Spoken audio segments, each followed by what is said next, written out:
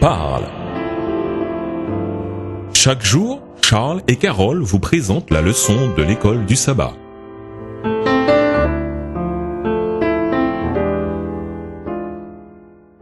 Bonjour chers auditeurs. Bonjour à tous. Aujourd'hui mercredi 20 novembre, souverain sacrificateur. Que relèvent les textes suivants sur le ministère du Christ comme un grand prêtre? Hébreux 2 versets 17 et 18, Hébreux 3 verset 6, Hébreux 4 versets 14 et 15, Hébreux 7 24 à 28, Hébreux 8 les versets 1 à 3. Hébreux 2, les versets 17 et 18. En conséquence, il a dû être rendu semblable en toutes choses à ses frères afin qu'il fût un souverain sacrificateur, miséricordieux et fidèle dans le service de Dieu pour faire l'expiation des péchés du peuple. Car ayant été tenté lui-même dans ce qu'il a souffert, il peut secourir ceux qui sont tentés. Hébreux 3 verset 6. Mais Christ est comme fils sur sa maison, et sa maison c'est nous, pourvu que nous retenions jusqu'à la fin la ferme confiance et l'espérance dont nous nous glorifions. Hébreux 4, les versets 14 et 15. Ainsi, puisque nous avons un grand souverain sacrificateur qui a traversé les cieux, Jésus, le Fils de Dieu, demeurons fermes dans la foi que nous professons, car nous n'avons pas un souverain sacrificateur qui ne puisse compatir à nos faiblesses. Au contraire, il a été tenté, comme nous, en toutes choses, sans commettre de péché. Hébreux 7, les versets 24 à 28. Mais lui, parce qu'il demeure éternellement, possède un sacerdoce qui n'est pas transmissible. C'est aussi pour cela qu'il peut sauver parfaitement ceux qui s'approchent de Dieu par lui, étant toujours vivant pour intercéder en leur faveur. Il nous convenait en effet d'avoir un souverain sacrificateur comme lui, saint, innocent, sans tache, séparé des pécheurs et plus élevé que les cieux, qui n'a point besoin comme les souverains sacrificateurs d'offrir chaque jour des sacrifices,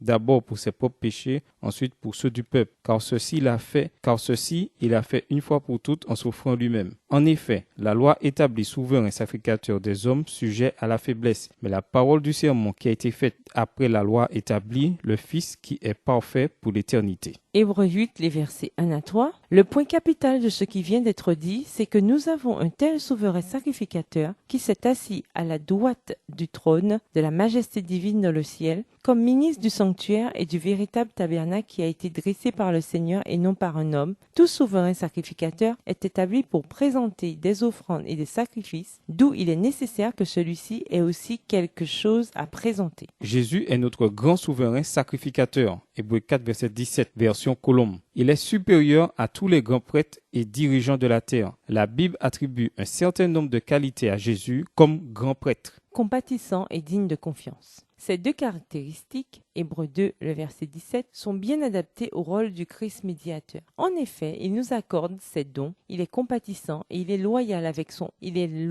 envers son Père et envers nous. Il est digne de confiance. Avec nous, Jésus souffre avec nous. Hébreux 2, verset 18, Hébreux 5, les versets 2 et 7. Comme Jésus a vécu en tant qu'homme, nous pouvons être certains qu'il peut être pour nous d'un secours miséricordieux et parfait. Sa situation diffère pourtant de la nôtre parce qu'il est sans péché. Hébreux 4, verset 15. Au-dessus de nous, Jésus, comme grand prêtre, ne fait pas partie, comme c'était le cas pour Moïse, de la communauté des croyants. Il est au-dessus de nous, comme un fils règne sur la maison de son Père. Hébreux 3, le verset 6. Le Christ jouit d'une pleine autorité sur les saints. Semblable à nous, les origines divines de Jésus ne lui donnent aucun droit exclusif. Il a été tenté comme nous, Hébreux 4, verset 15. Les tentations particulières affrontées dans le désert de Judée ont été physiques, intellectuelles et spirituelles. Matthieu 4, les versets 1 à 11. Pour nous, le Christ apparaît dans le sanctuaire céleste en présence de Dieu pour nous. Hébreux 9, le verset 24. Car c'est pour nous qu'il intercède. Hébreux 7, verset 25. Loué soit Dieu pour ce divin représentant qui comparaît en jugement à notre place. Jésus est au ciel pour nous. Quelle certitude et quel sentiment de sécurité se dégage pour vous de cette magnifique vérité?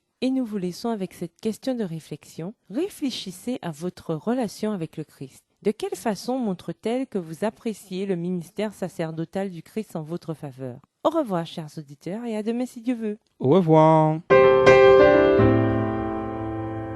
Dieu nous parle. C'était Dieu nous parle, présenté par Charles et Carole.